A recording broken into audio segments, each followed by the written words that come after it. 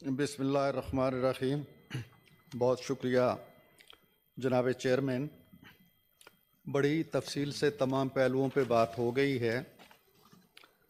علامہ اقبال کے تذکرے ہوئے ہیں اور کہا گیا ہے کہ علامہ نے افغانستان کو ایشیا کا دل قرار دیا تھا۔ ان کے فارسی اشعار ہیں: آسیا یک پیکر آب و گل است، ملت افغاں دراں پیکر دل است، در فساد او فساد ایشیا، در کشاد او کشاد ایشیا۔ کہ افغانستان جو ہے وہ ایشیا کا دل ہے اور ملت افغاں جو ہے اس پیکر کے اندر دل کی طرح دھڑکتی ہے، اور اگر افغانستان کے اندر بدامنی ہوتی ہے، فساد ہوتا ہے، تو ساری ملت میں فساد ہوتا ہے، اور اگر افغانستان کے اندر امن ہوتا ہے، آشتی ہوتی ہے، سکون ہوتا ہے، تو عالم اسلام میں بھی سکون ہوتا ہے۔ عالم اسلام کو تو ہم ایک طرف رکھ دیتے ہیں، لیکن پاکستان کے بارے میں ہم یہ کہہ سکتے ہیں کہ جب بھی افغانستان کے اندر بے چینی کی لہر اٹھتی ہے، بدامنی کی لہر اٹھتی ہے، تو اس کے ڈانڈے پاکستان تک ضرور آتے ہیں۔ جناب چیئرمین، ہماری تاریخ بڑی عجیب و غریب سی ہے۔ میں یہ عرض کرنا چاہتا ہوں کہ یہ جو 1980 کے لگ بھگ یہ سلسلہ شروع ہوا مہاجرین کی آمد کا، اس وقت ایک جنگ میں جناب چیئرمین ایک جنگ میں ہم شریک تھے، اور ہمیں ایک غیر منتخب حکومت نے یہ باور کرایا تھا کہ یہ جہاد ہے کہ ہم اپنے افغان بھائیوں کے شانہ بشانہ لڑیں امریکہ کے اپنا روس کے خلاف۔ ہم لڑتے رہے اور اسے جہاد سمجھتے رہے۔ کچھ عرصہ بعد ایک اور صاحب آئے اور انہوں نے کہا کہ نہیں، اب جو جہاد ہے وہ افغانوں کے خلاف ہے، اب امریکہ کے شانہ بشانہ ہو کے لڑنا جہاد ہے۔ یہ دونوں حقائق ہیں، یہ دونوں غیر منتخب حکومتیں تھیں اور غیر منتخب حکمران تھے۔ اس کے بعد جناب چیئرمین 3 حکومتیں پیپلز پارٹی کی آئیں، 3 حکومتیں ہماری آئیں پی ایم ایل این کی، 1 حکومت پی ٹی آئی کی آئی، اور بیچ میں مارشل لاؤں کی حکومتیں آتی رہیں۔ لیکن 40 سال کے اندر 42 سال کے اندر افغانوں کے بارے میں یا افغان مہاجرین کے بارے میں ہم نے کوئی ٹھوس پالیسی، کوئی واضح پالیسی، کوئی دو ٹوک پالیسی وضع نہیں کی۔ نتیجہ یہ کہ جو مہاجرین 1980 کی دہائی میں یا اس کے آغاز میں آئے، ان کے بچے پیدا ہوئے، ان کی شادیاں ہوئیں، اور اب ان کے بچوں کی شادیاں بھی ہو چکی ہیں، 3 نسلیں یہاں ہو چکی ہیں ان کی۔ اور ان 3 نسلوں کے بعد ہمیں اچانک یہ احساس ہوا ہے کہ شاید ہم سے کوئی غلطی سرزد ہو گئی ہے اور ہمیں اس غلطی کا ازالہ کرنا چاہیے۔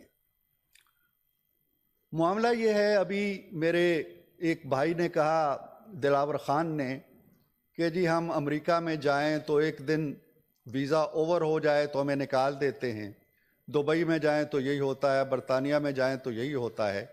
وہ اس لیے ہوتا ہے کہ آپ ویزا لے کے جاتے ہیں، آپ کو بغیر ویزے کے کوئی نہیں آنے دیتا۔ یہاں یہ کون سے ویزے لے کے آئے تھے؟ آپ نے ویزے جاری کیے تھے ان کو؟ کیا یہ اوپر سے چھاتا برداروں کے طور پہ آئے تھے؟ کیا یہ ٹینکوں پہ سوار ہو کے آئے تھے؟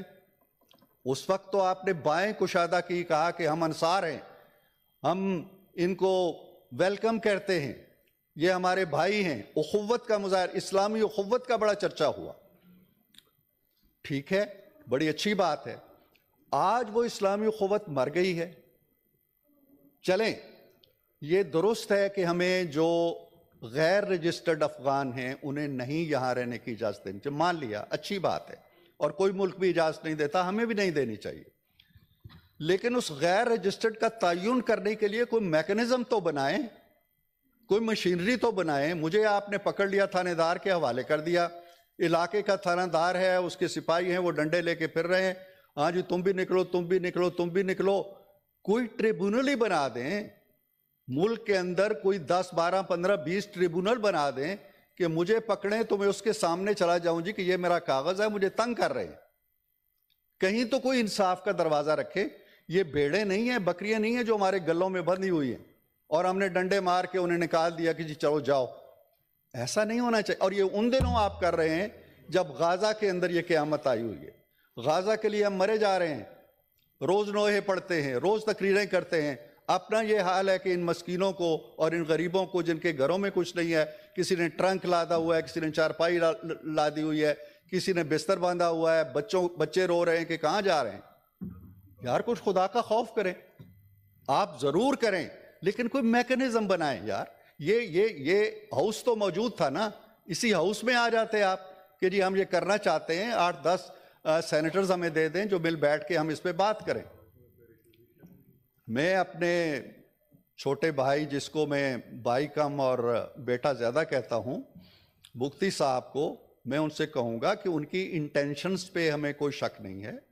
بلا شبہ پاکستان کے اندر مسائل ہیں, اور جو ان رجسٹرڈ ریفیوجیز کہہ لیں یا افغانی کہہ لیں یا کوئی بھی کہہ لیں, ہم دھوکہ دینے کے لیے کہتے ہیں جی کہ نہیں ہم افغانی نہیں, ہم تو ہر ایک جو غیر ملکی ہے اس کو. کون سا غیر ملکی ہے یہاں جو پناہ لیے بیٹھا ہے؟ کوئی برطانیہ سے آئے ہوئے ہیں, کوئی امریکہ سے آئے ہوئے گورے ہیں یہاں پہ؟ سوائے افغانیوں کے کون ہیں ہمارے پاس؟ تو ہم سیدھے سباؤ یہ کہیں کہ ہاں جی کچھ آ گئے تھے, بس گئے ہیں, ان کی 3 نسلیں یہاں ہو گئی ہیں. کچھ ایسے ہیں جو رجسٹرڈ نہیں ہیں. ہم چاہتے ہیں کہ ان کو عزت سے, احترام سے, کسی میکنزم کے تحت, یہ نہ ہو کہ ہماری 40 سال کی محنت اور قربانی اور ایثار اور اخوت اور بھائی چارہ اور ہمدردی سب کچھ خاک میں مل جائے. آپ یہاں سے انہیں دشمن بنا کے بھیج رہے ہیں. وہ خیر سگالی کے ساتھ نہیں جا رہے ہیں, وہ وہاں جا کے آپ کے بارے میں کوئی حرف خیر نہیں کہیں گے.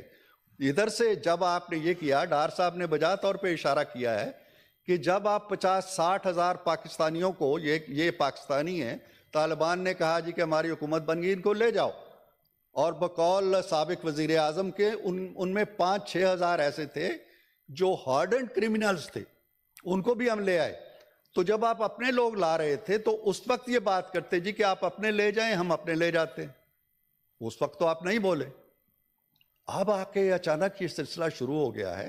اگر ہو گیا ہے تو اس کو تہذیب کے کرینوں کے اندر لے کے آئیں, سلیقے سے کام کریں, ڈنڈے مار کے نہ بگائیں, پولیس کے ہتھے نہ چڑھائیں ان کو کہ کوئی 5,000 روپے کے کہے کہ اچھا تم اس گھر میں چلے جاؤ نوکر بن کے, ہم تمہیں بھول جائیں گے, ہم تمہیں نہیں پوچھیں گے. ظلم ہو رہا ہے سر, اس ظلم کا ازالہ ہونا چاہیے.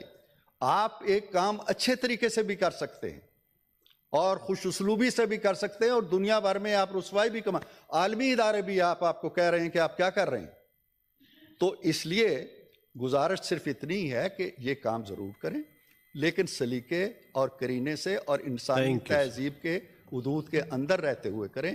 یہ ڈنڈا ماری جو ہے یہ نہ کریں. Thank you. آنریبل سینیٹر مولانا فیض محمد صاحب.